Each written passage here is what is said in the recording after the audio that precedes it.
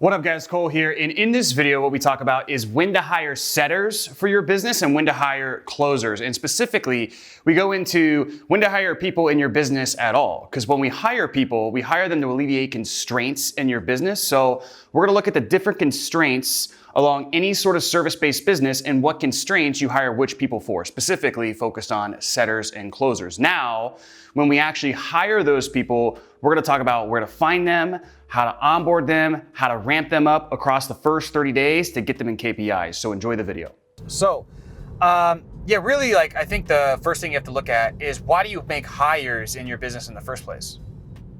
You make hires to alleviate constraints in the business. So I'd ask yourself, what are the constraints that are keeping your business from actually growing, number one, or what are the constraints on your time that are keeping you from buying back your time so that you can move on to higher level activities that are higher leverage that can fix those constraints in your business to allow them to grow. So, you just don't hire just to hire. So make sure you're hiring to alleviate a constraint. So now, if we know that to be true, the question is, what constraint do we hire a closer to alleviate? Well, we hire a closer to alleviate the constraint of availability. Okay, calendar availability. So in other words, you start your business, you get your ads dialed in, your prospecting, whatever, you get your lead generation dialed in, whatever that is. And obviously if you're hiring a salesperson, your business's marketing and sales process ends with a sales call, duh. And so what's gonna happen is you get your lead generation dialed in, that's working really well. And you get to the point where, you're the main salesperson for your business and you're packed on calls. You are taking 3, 4, 5 calls a day, every single day, and you're kind of thinking to yourself, if I have more freaking time in the day, or I had somebody else to take these calls, I'd be able to scale further. I mean, I guess this is kind of common sense, but I'm answering the question here. So the constraint in that scenario is calendar availability. It's your lack of availability. So your next hire, if the only thing that's keeping you from being able to scale is having somebody else on the calendar to take more calls, you hire somebody, preferably you hire 2 closers, you ramp your lead gen, you fill at least both of those guys, and you got to fill them at least with 3 appointments a day. And that's probably what this person's looking for, is how many appointments do I need to generate to make sure I can hire a closer? At least 3 a day consistently. Can't be 3 a day 1 week. It has to be consistent, because you're providing this guy a living here. So 3 a day consistently at least, and I'd hire 2 to where at least you can, so it'd be 6 a day total, 3 a day a piece, with the ability to double that so you could ramp both.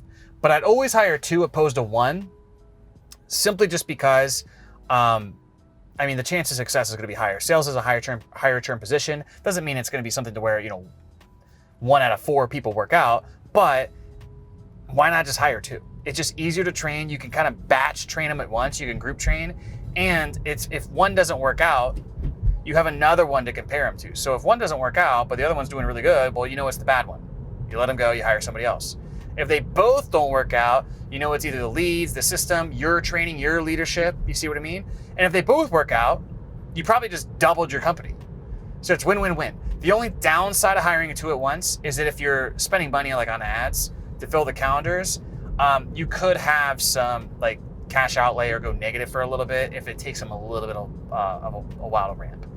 So that's the answer in terms of how to, or how and when to hire a closer. You hire a closer to alleviate the constraint of availability. So again, maybe you have 5 closers. Well, once availability becomes a constraint, once again, you hire 2 or 3 more closers. Okay, simple as that. Now with setters is a little bit different. And this really depends. So the example I'm going to give here is hiring an MDR, right? So you hire an MDR when essentially, in my opinion, let's say you're running a ad to webinar to sales call type of funnel. Well, I would just run that funnel as is and book calls pure inbound at first. But then as you scale, and usually it's around 3 to 4 closers in my opinion. It could be at 2 closers, I'd say minimum.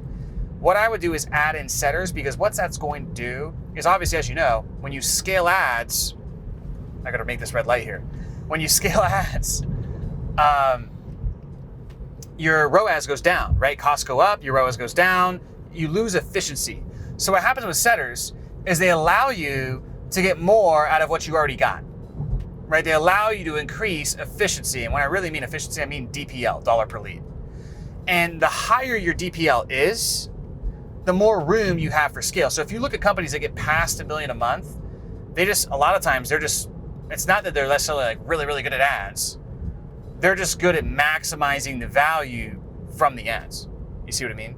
Like their DPL is higher than their competitors, right? Same way as their dollar per customer, right? Or lifetime value is also higher than their competitors. They're really good at making the system efficient, which allows for more scale, right? That's why Dan Kennedy says the person who can spend the most to acquire a customer typically wins, right? So with setting, I mean, it kind of depends on your acquisition model, because obviously, if you're doing pure cold calling, so you're running more of an SDR model, well then, really once you're maxed out on, again, availability and time, you want to hire an SDR, teach them the cold calling, hire 2 SDRs, have them teach them the cold calling, and then you become the account executive, and then you do the closing, and then eventually you hire a closer as well, or you move up one of the SDRs, right? But if you're doing an MDR model, a lot of times you could run pure inbound, and then usually about 2 to 4 closers is when I recommend hiring 2 setters at least.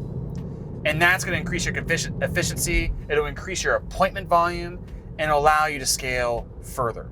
Okay, so it really comes down to that. Again, it depends on the model. Like if you're running a Facebook group model to where they come into the Facebook group and then you lead gen them from the Facebook group, or something along those lines, you might want to hire a setter before you hire the closer, because you're the person doing the chat and the setting and the closing. Well, get the chat and the setting off your plate, teach somebody that, you still be the closer, and then once you have the setting off your plate, you're the closer, you're dialed on the closer, you're maxed on availability, then you would hire closers. So hopefully that makes sense. That's how and when to hire setters, and that should answer your question.